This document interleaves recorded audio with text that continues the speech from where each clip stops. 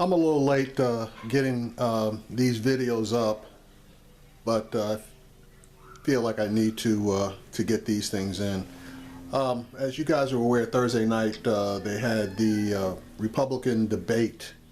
The participants were Ted Cruz, Marco Rubio, Ben Carson, Jeb Bush, Chris Christie, John Kasich, and Rand Paul. The one that was missing was obviously Donald Trump. Now, the moderators for the debate were Brent Baer, Megyn Kelly, and Chris Wallace. Now, I want to give credit where credit is due.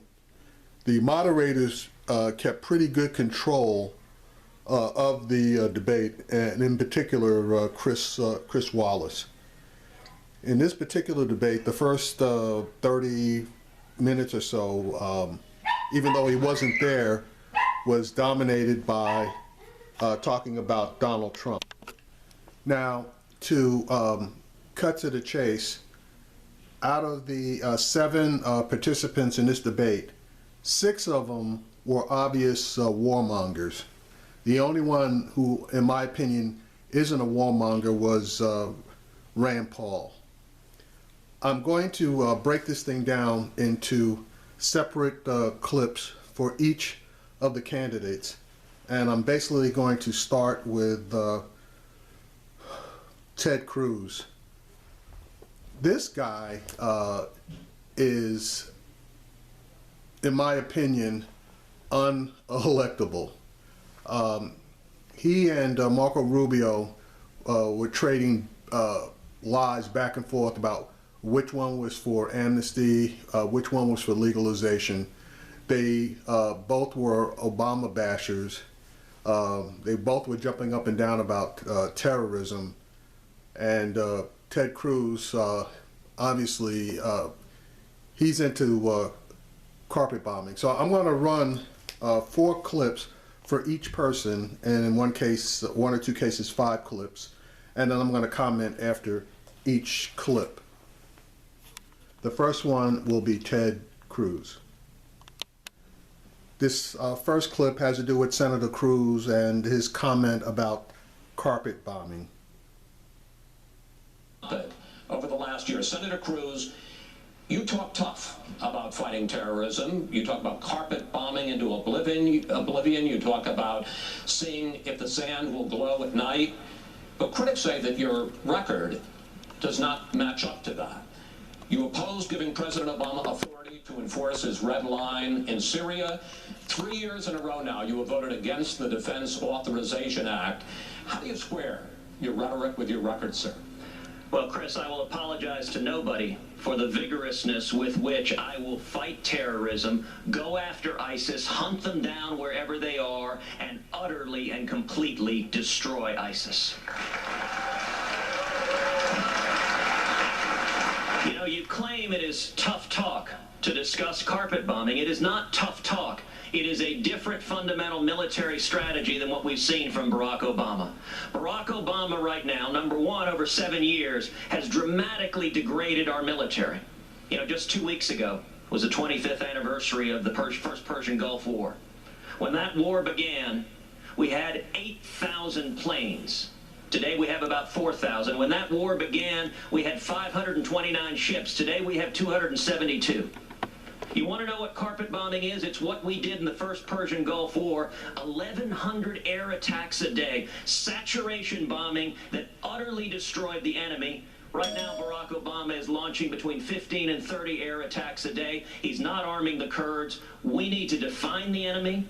We need to rebuild the military to defeat the enemy. And we need to be focused and lift the rules of engagement so we're not sending our fighting men and women into combat with their arms tied behind their backs. Now, he doesn't even know what carpet bombing is and why carpet bombing won't work against ISIS. So, you know, it's ridiculous. What is he going to do about the ISIS personnel who embed themselves amongst the civilians? Is he going to carpet bomb everybody to make sure that he gets 100% of all the ISIS guys? I don't think so. But anyway, let me jump to the next clip. Now, This next clip is from where Chris Wallace hands Ted Cruz his hat, because Ted Cruz was going to try to run roughshod over him, and Chris Wallace wasn't having any of it. Chris, I was mentioning that question. No, your name wasn't mentioned, Ted. Actually, I don't think your name was mentioned. I think the vote, no, sir. Chris, your question said you attacked. I think the vote question was about, it's not my question that you got a chance to respond to. It's his answer. You don't get 30 seconds to respond to me. Your question was you have disagreed. You don't get 30 seconds to respond to me. I'd like to go on, sir. I know you like to argue about the rules, but we're going to conduct the debate. Governor Bush, here's a question. And I got to take my hat off to Chris Wallace. He was not letting Ted Cruz get away with anything. So that's just an example of how they maintain control of the debate, even though Ted Cruz, who can be bombastic to say the least, tried to jump them since Trump wasn't there. So now we're going to jump to the third clip on Cruz. This particular clip is Cruz's response to questions regarding Obamacare and what he plans on doing, and I'm going to make a commentary after he completes this. Data shows that in the last month, when people searched policy repeals, that there were a lot of them. Obamacare took the top 2 spots, but today there are millions of people who gained health insurance from Obamacare, and they now rely on it. So the question, Senator Cruz, if you repeal Obamacare, as you say you will you be fine if millions of those people don't have health insurance? And what is your specific plan for covering the uninsured? Sure. Well, let's take it one at a time. First of all, we have seen now in 6 years of Obamacare that it's been a disaster. It is the biggest job killer in this country. Millions of Americans have lost their jobs, have been forced into part-time work, have lost their health insurance, have lost their doctors, have seen their premiums skyrocket. If I am elected president, we will repeal every word of Obamacare.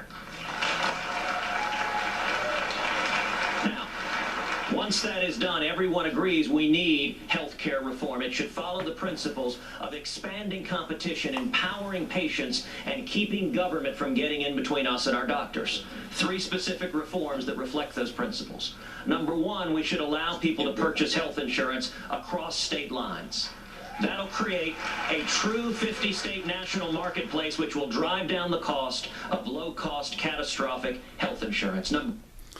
Now that's not true, because if you open up health insurance across state lines, every health insurance company in the country is going to relocate to Delaware. And we already know that the health insurance companies collude with each other. So that is not going to drive down the cost of health insurance. If anything, it's going to drive up the cost of health insurance, because the health insurance industry will become even more deregulated than it already is. Number 2, we should expand health savings accounts so people can save in a tax-advantaged way for more routine health care needs. And number 3, we should work to de-link health insurance from employment, so if you lose your job, your health insurance goes with you, and it is personal, portable, and affordable. And I'll tell you, Brad, I think that's a much more attractive vision for health care than the Washington-driven, top-down Obamacare that is causing so many millions of people to hurt.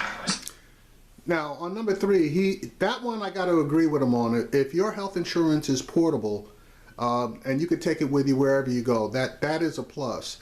But I believe right now, if you're paying for your own health insurance, obviously that's portable. So there would have to be an adjustment for whatever job, new job you went to, if you had a job, that you should be able to just move it over.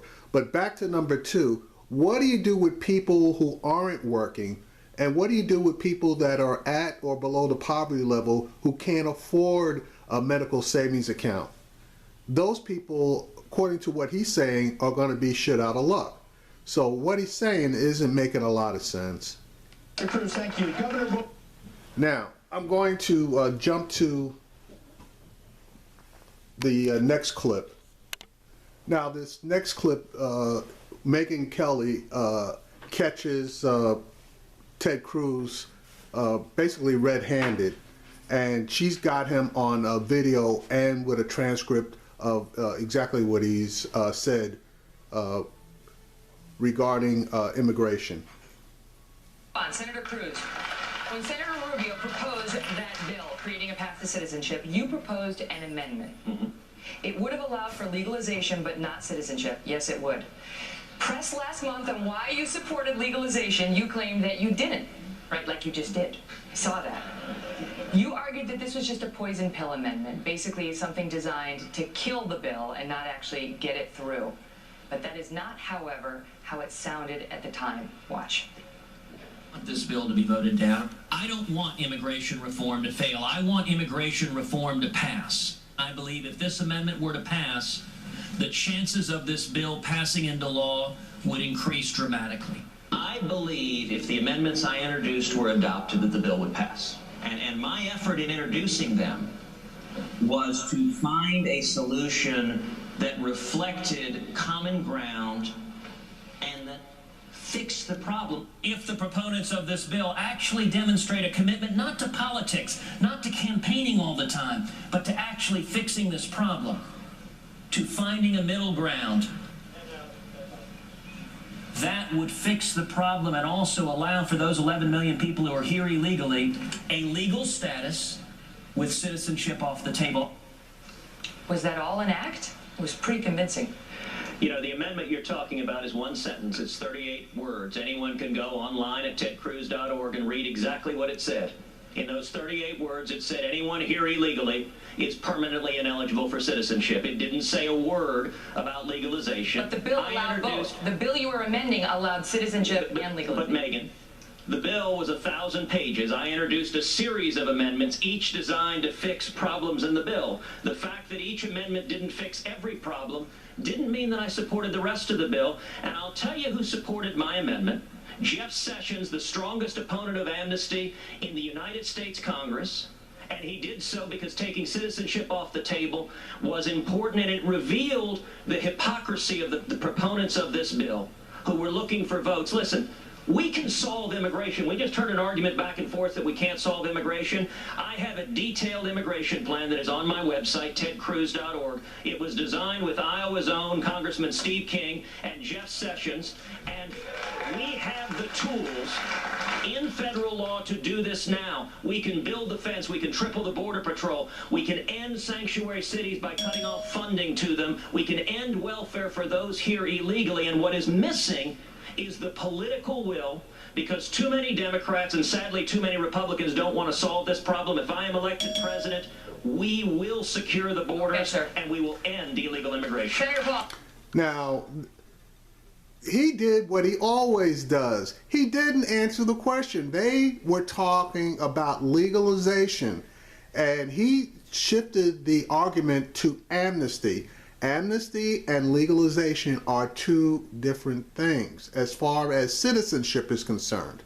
So yeah, he was 100% against granting a path to citizenship for illegal aliens, but he was not against legalization, and that's what that bill and his amendment were about. So now I want to jump to the last clip from the debate. Give me a second. Now, in this final clip, Chris Wallace is going to bring up the subject of ethanol, renewable fuels, which is very important to the state of Iowa since they are a massive producer of ethanol. Now, just so that you know, Ted Cruz, when the vote in Congress came up, either to support the continued subsidies of ethanol, which is heavily favored by Iowa, or to kill the subsidies, Ted Cruz initially voted against it. And then somebody from the Iowa caucus caught up with him, told him that he would be dead if he voted against renewing the subsidies, and he quickly turned around and reversed his vote. So here's the clip where they questioned him about it, and you could see how he circles the wagons on this one. Thank you. Senator Cruz changes subjects. You called for an end to the renewable fuel standards, which mandate that refineries blend biofuels, including ethanol, into gasoline. As you well know, ethanol is a big industry in this state, $10 billion a year. Last week, Terry Branstad, the popular governor of Iowa, who was in the hall tonight, said that you're bankrolled by big oil and that Iowa voters would be making a mistake supporting you. Why should those voters side with you over the six-term governor of this state, sir? Well, Chris, I'm glad to discuss my views on ethanol and energy. I think God has blessed this country with enormous natural resources, and we should pursue all of the above. We should be developing oil and gas and coal and nuclear and wind and solar and ethanol and biofuels. But I don't believe that Washington should be picking winners and losers, and I think there should be no mandates and no subsidies whatsoever. And indeed, my tax plan that I've introduced, it's available on our website. It's a simple flat tax for everyone. It'll produce enormous economic growth, and it eliminates every mandate, every subsidy, so there's no subsidies for oil and gas, no subsidies for anyone. Now, it is true that there are a bunch of lobbyists and a bunch of Democrats in this state spending millions of dollars trying to convince the people of Iowa that I somehow oppose ethanol. It's not true. I have introduced legislation that would phase out the ethanol mandate over 5 years, but that is in the context of having no mandates whatsoever for anyone. And I would note there's a much more important government regulation to ethanol, and that's the EPA's blend wall that makes it illegal to sell mid-level blends of ethanol and gasoline. I will tear down the EPA's blend wall, which will enable ethanol to expand its market share by up to 60%, all without mandates, all without any government mandates whatsoever through the marketplace. And I'll note finally, Chris, there is a reason that Iowa's Congressman Steve King, perhaps the fiercest defender of farmers in this state, is chairing my campaign, because he understands that I'm committed to a fair and level playing field for every energy source without lobbyists and without Washington picking winners and losers.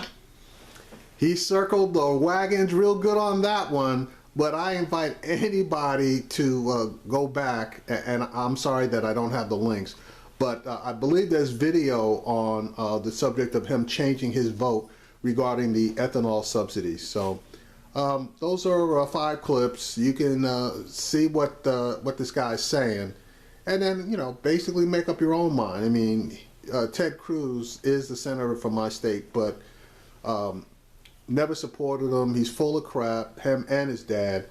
And I'm going to stop this here and then make a second video on the next subject, which will be Marco Rubio.